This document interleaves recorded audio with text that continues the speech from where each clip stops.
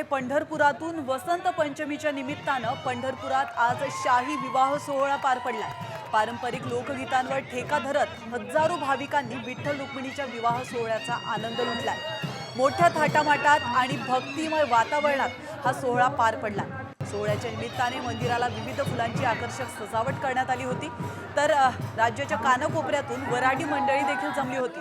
विठुरायांच्या रखुमाईच्या मूर्तींना नवरा आणि नवरीसारखं दागदागिन्यांनी आणि भरजरी पोशाख घालून नटवण्यात आलं होतं। तर 7 मंगलाष्टक म्हणत देवाच्या मस्तकी तांदूळ आणि फुलांचा वर्षाव देखील करण्यात आलाय। लग्न लागल्यानंतर भाविकांनी ठेका धरत आपला आनंद द्विगुणित केला। भावी भक्तांना